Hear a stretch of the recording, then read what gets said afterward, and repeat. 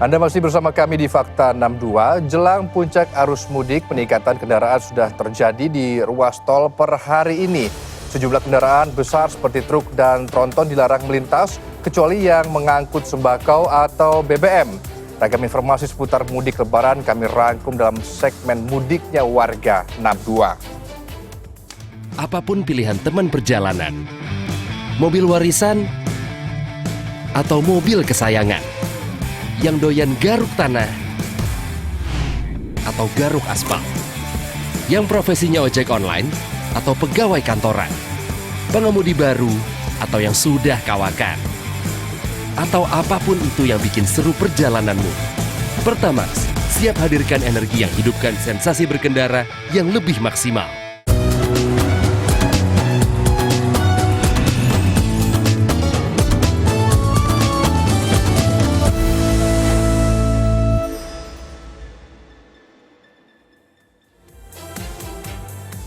Peningkatan kendaraan pemudik sudah mulai tampak memadati ruas tol Cikampek. Ada yang menuju Bandung, Jawa Barat, ada pula yang menuju Cirebon hingga ke arah Jawa Tengah atau Jawa Timur. Sudah ada Anan Surya di kilometer 57 ruas tol Jakarta Cikampek. Ya Anan, silakan laporan Anda. Ya Adam dan juga Gus Pipal, betul sekali. Seperti inilah suasana di salah satu ruas tol di kilometer 57 jelang puncak arus mudik yang memang nantinya akan atau diprediksi akan terjadi pada tanggal 6 April besok.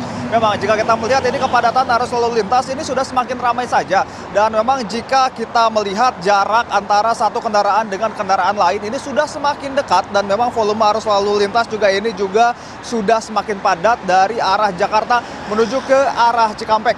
Dan memang jika kita melihat data yang kemudian tersedia untuk di tol Cikampek 1 atau Cikatama 1 dan juga Cikatama 2 ini sejak pukul 6 pagi saja untuk Cikatama 1 ini paling tidak sudah ada 60.000 unit kendaraan. Dan juga untuk tol Cikatama 2 ini sudah tembus hingga 30.000 unit kendaraan. Dan memang untuk bisa mengantisipasi ini semua, kemudian sejumlah rekayasa arus lalu lintas juga sudah dilakukan. Tapi sebelum itu kami akan mengajak Anda untuk bisa memantau langsung suasana tol di kilometer 55 menjelang arus mudik 2024 yang memang diprediksi akan jatuh pada tanggal 6 April besok.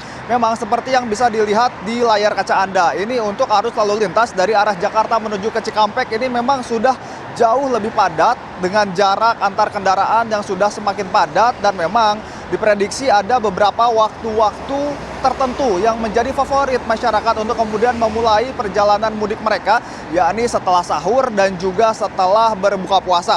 Dan dari visual yang bisa Anda saksikan di layar kaca Anda, ini kita bisa membandingkan antara visual dari Jakarta menuju Cikampek jauh lebih padat, sementara untuk dari arah sebaliknya, dari arah Cikampek menuju ke Jakarta ini tampak jauh lebih lengang. Dan memang kondisi kepadatan inilah yang kemudian juga membuat Polres Karawang kemudian ini akhirnya membuat sebuah rekayasa arus lalu lintas di rest area kilometer 57 dengan kemudian membuat kantong parkir terpadu di rest area kilometer 57 dan kemudian mensterilkan sejumlah titik yang biasanya digunakan oleh warga untuk kemudian parkir dan kemudian tidak diperkenankan kembali untuk parkir. Hal ini memang dilakukan untuk bisa mengurai antrian masyarakat dan juga kendaraan yang nantinya akan masuk ke kilometer 57. Dan memang selain di di rest area kilometer 57, kemudian pada hari ini, tepatnya pada tanggal 5 April 2024, memang sejumlah rekayasa arus lalu lintas juga ini akan mulai dilakukan, yakni paling tidak nanti akan ada rekayasa arus lalu lintas one way yang akan dilakukan pada pukul 2 siang nanti. Dan juga nanti pada pukul 2 siang nanti akan dilakukan ganjil genap yang akan dilakukan pada tanggal 5, 8, dan juga 9. Bagi Anda yang kemudian akan melakukan aktivitas mudik, diharapkan untuk lebih bijak dan mengikuti aturan-aturan yang telah dilakukan. Kembali ke Adam. Ya, Anan Surya dari kilometer 57 ruas tol Jakarta Cikampek. Fakta selanjutnya, pemudik jurusan Jawa Tengah, Jawa Timur hingga Pulau Sumatera mulai memadati Terminal Kalideres. Per akhir pekan ini harga tiket bus juga sudah naik 2 kali lipat.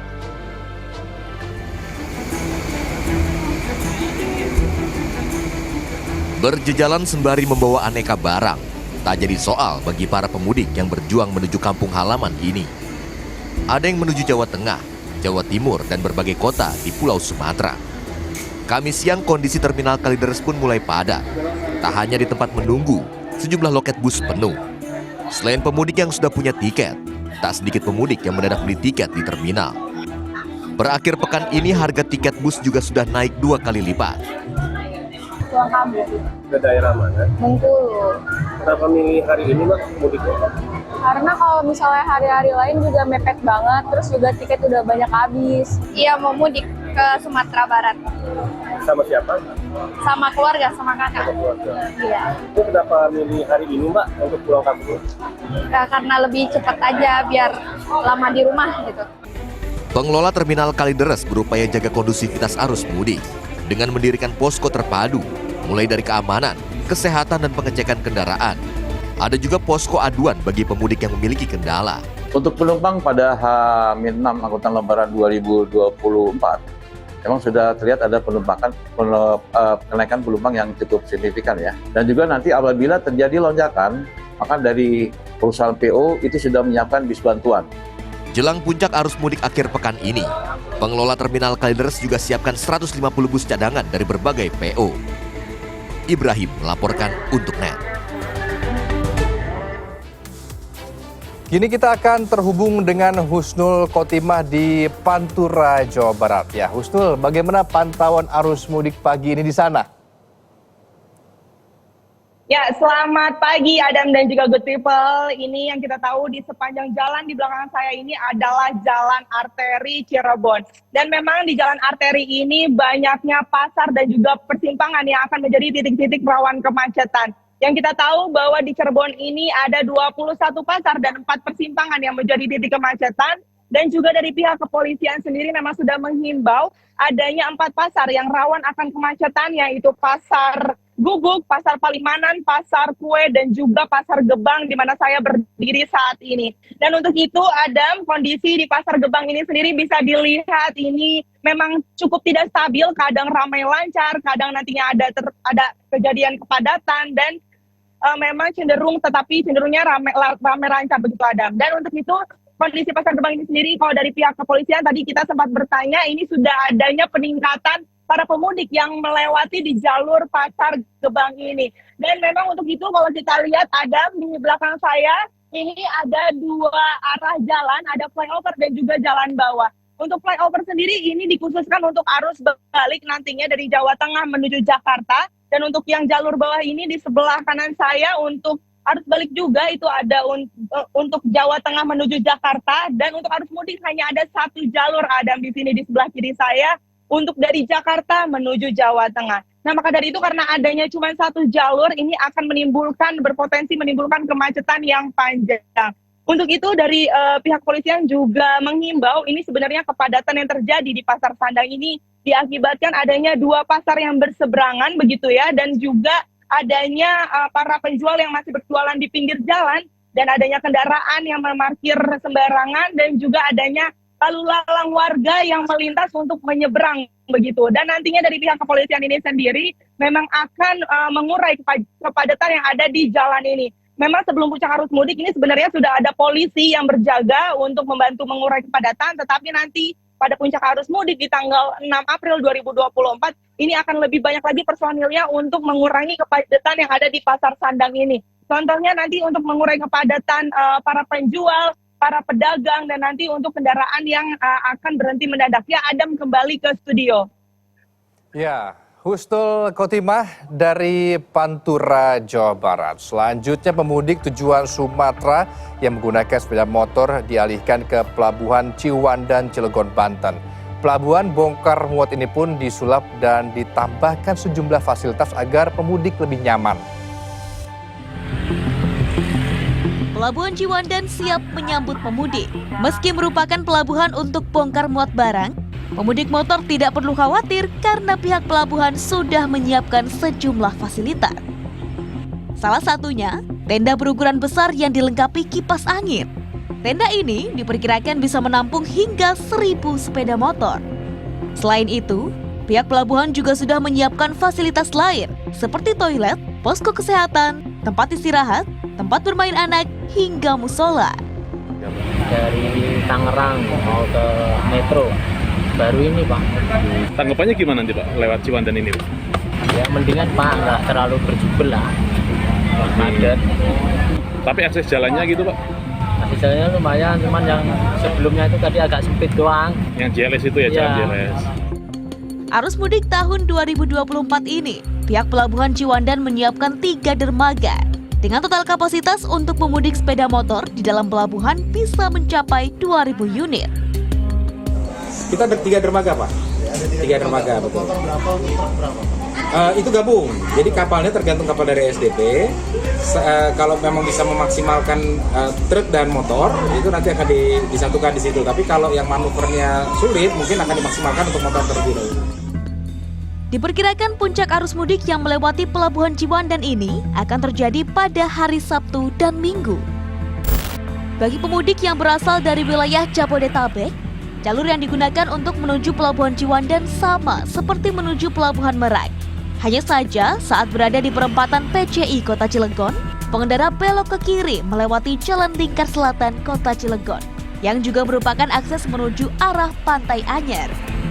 Iman Santoso melaporkan untuk NET. Kembali kita akan pantau kondisi arus mudik pagi ini. Kita terhubung dengan reporter NET di Bandung, Jawa Barat.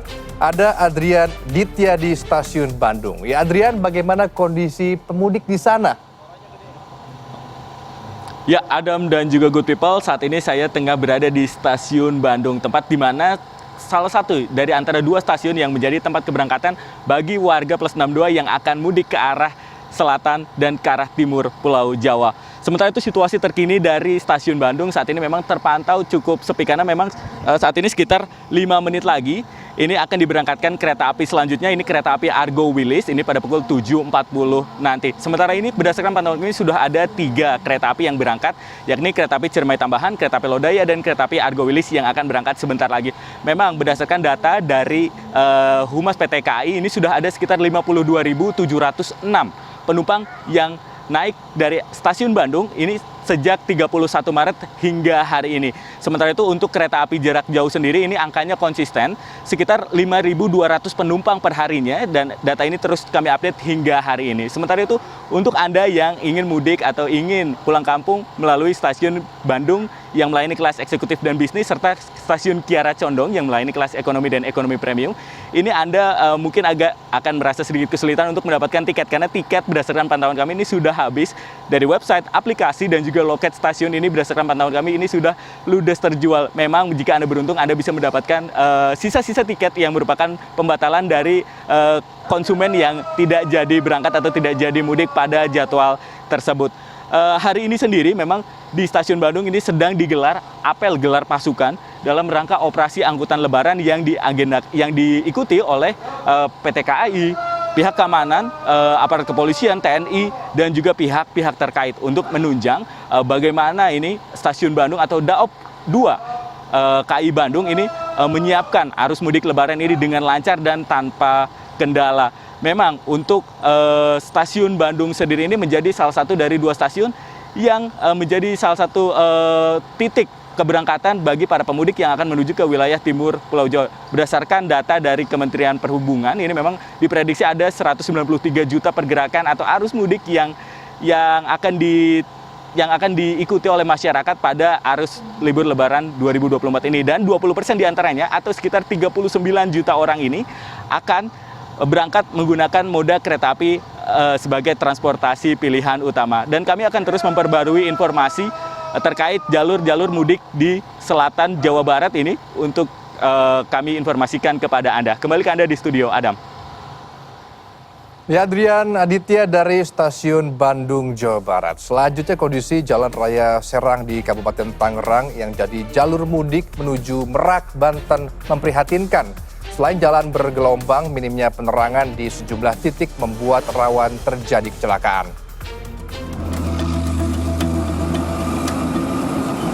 Good people, bila Anda mudik menggunakan sepeda motor menuju Pelabuhan Merak, berhati-hatilah saat melintas di Jalan Raya Serang, kilometer 26, Kecamatan Balaraja, Kabupaten Tangerang. Minim penerangan. membuat jalan arteri yang dilintasi para pemudik roda 2 menuju Pelabuhan Merak, Banten berbahaya saat dilewati di malam hari. Pasalnya, lampu jalan tidak menyala sepanjang 13 km. Mulai dari kilometer 22 di Kecamatan Cikupa hingga kilometer 35 di Kecamatan Jayanti. Selain minim penerangan, jalanan berlubang dan bergelombang di beberapa titik sepanjang Jalan Raya Serang di Kabupaten Tangerang ini. Kerusakan jalan di kilometer 26 hingga 28 ini pun dikeluhkan para pemudik, terutama yang menggunakan sepeda motor. Ya, Lampung. Bang, kenapa mudik lebih awal, Bang?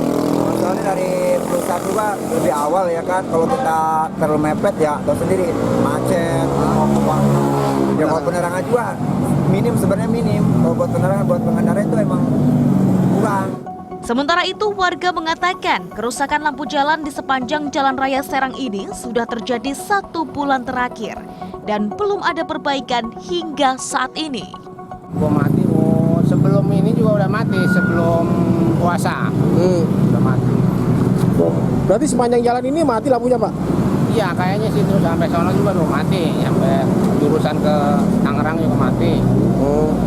Sana juga mati, sama. Udah lama, Pak, mati coba? Kurang lebih sebulan lah, lebih. Warga dan pengguna jalan berharap pemerintah dapat segera melakukan perbaikan. Selain mengganggu pemudik, jalan rusak ini juga mengganggu aktivitas warga sekitar.